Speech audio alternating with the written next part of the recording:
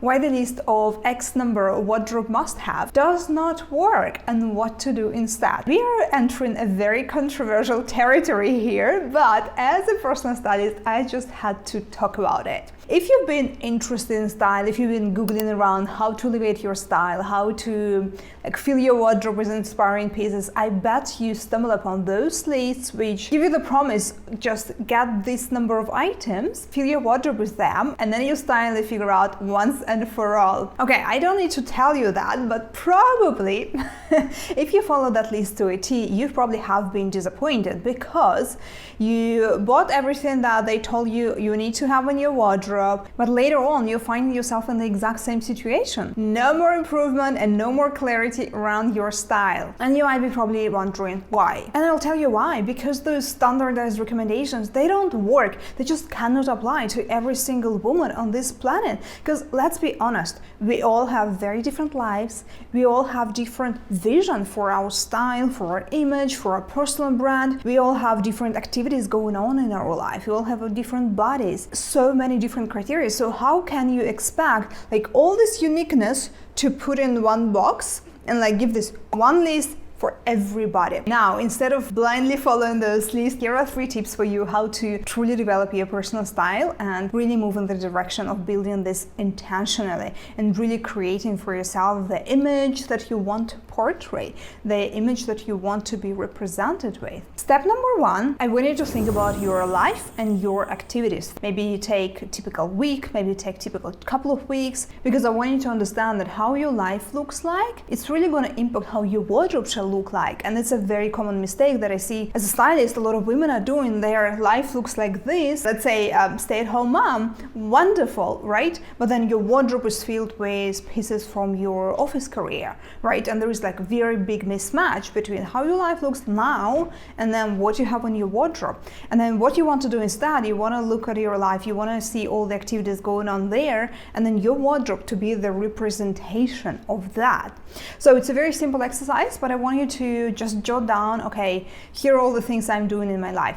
Let's say 60% is work. I'm going to the office, and then it's going to give you the representation, the idea. Okay, roughly half of my wardrobe, a bit more, shall be my workwear. But wait, I'm also going on hikes, I'm going on brunch dates, maybe I'm going on dates. So it also gives me an idea, okay, I also need to have some dresses, some outfits for when I go on a date, because I'm tired of kind of taking what I wear for the office and maybe switching it up a little bit. I want something else, right? It's also another common problem that I hear from my clients is they have one area of their life, their wardrobe kind of figure out. For example, a lot of times it's workwear. Okay, I know how to dress for work, for this kind of formal events when I meet people, but I have no idea how to dress for everything outside of that.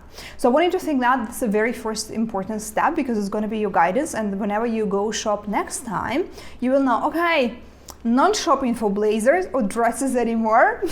I'm missing this in my wardrobe. Step number 2 is I want you to take a little bit of time, take a moment to think and establish for yourself your style vision. Again, according to how your life looks now, but also according to what are your goals, according to where you want to be. When you're thinking of you yourself at next level, where is this woman? How does she look like? What kind of image does she have? So just think about that and really establish those clarity. Maybe put down a few words describing that, and you don't have to look for specific descriptors, because different things can mean something else for different people. Let's say casual style, a certain casual style for some women or something totally different for other women. So don't get misguided with all those details. Really just check in with yourself. Okay, what are the descriptors? Do you want to look polished? Do you want to look professional? And maybe even when you know about the areas of your life, it's normal that you probably want, when you are in the office, you want to feel and look a certain way, while when you are with your friends or you're going on a date, you have a different type of image, and that's totally normal. So I want you to think about that. And I also want you to create kind of style vision for yourself. You probably have that already. I know a lot of women, they're doing Pinterest boards, but now I want you to be very intentional about that, not just pin every beautiful image that that you see there on the internet, but thinking about, okay, I would like to establish a style vision for myself. I want to help myself to have a bit more clarity, so I don't need to reinvent the style out of my own head, but I want to have a little bit of understanding, okay, which direction I'm moving. If I'm thinking I want to look polished and classy, I don't know, whatever it might be, then okay, how does it translate into clothing? So you want to have this kind of like visual guidance for yourself. So it always helps to look for relevant examples. So me, for example, I am short, petite,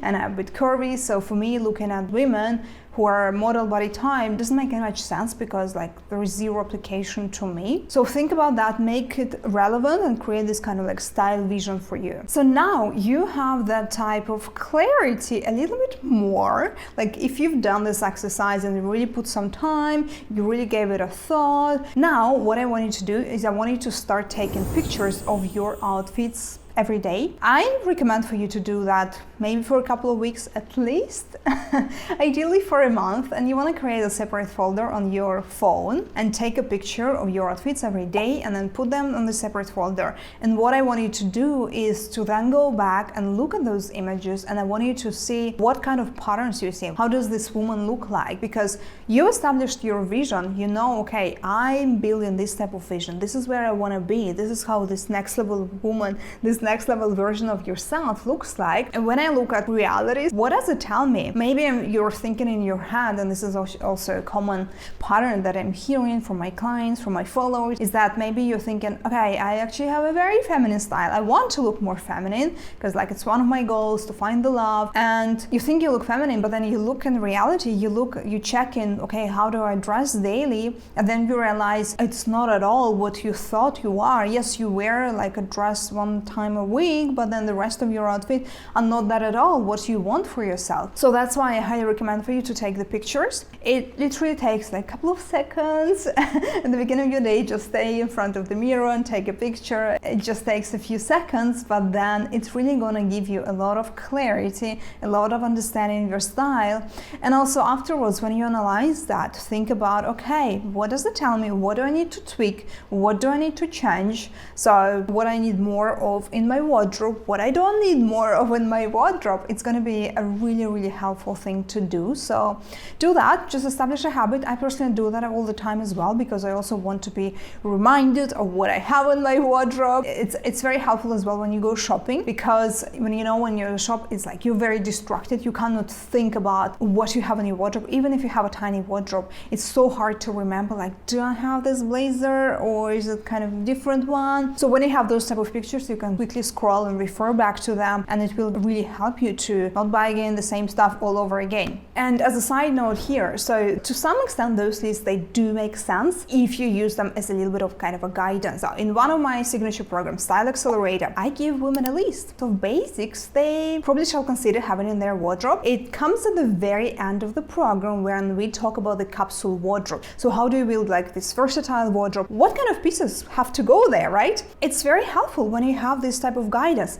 but this type of list and guidance comes at the very end of the program. That's after my clients establish their style vision, so they know the direction they're taking for themselves, for their style, for their image. It's when they learn about their body, they learn how to dress their body, how to create silhouettes that they're loving. It's after they discover their colors, what colors look great on them, how to wear color, how to introduce color to your wardrobe, how to mix colors and all of that. And once they learn how to put together outfits that they love, once they figure out all of that, we move on to creating a capsule wardrobe, and they use this kind of like list, if you will. It's more like a guidance, because I give them a list, but then I explain to them, you may have a shirt in your wardrobe. It's definitely basic, it's definitely a staple that might be very useful, but it doesn't mean that it has to be white. It doesn't mean, actually, first and foremost, it doesn't mean that you must have it in your wardrobe, because again, go back and check how your life looks like, what kind of style vision you have for yourself. Okay, let's take my example. I don't wear much black because in my 20s, I used to wear a lot of black because I didn't know otherwise. I wanted to look stylish, I wanted to be like a little fashionista, but I just didn't know how. I didn't know how to wear color, how to combine colors. So as much as I wanted to, I always just stick to black, everything black. So once I learned styling and I started developing and working on my style intentionally, I ditched everything black, and I realized it doesn't look good on me. I don't like it. I don't like how it feels on me. just like it's a personal choice. Some people love it, I don't. And like nowadays I don't have anything black in my wardrobe. And then if you know that sometimes when you wear something black, it creates a lot of contrast. So let's say I have like all my tops are basically colorful or like light colors. I wear a lot of light colors. So if you would wear black trousers with my lighter colored tops, it creates a lot of contrast and it doesn't look nice. It really doesn't look nice. That's why I want you to question everything. I want you to be a smart woman that you are and really take that more as a guidance. So that's it, what I have for you for today. I hope it's going to be helpful. I really encourage you to take action on that, because this is what is truly going to help you develop your style, discover your style, and really be very intentional about building an image you want to build, because style is truly something that is helping you with achieving your goals and more than you might be realizing. If you want a bit more of guidance, I have a wonderful checklist for you, 10 steps to creating refined signature outfits that make you look and feel your absolute best. Go to ninawalder.com/checklist. The active link is going to be down in the description. Download this checklist and subscribe to my channel if you would like a weekly stylist advice.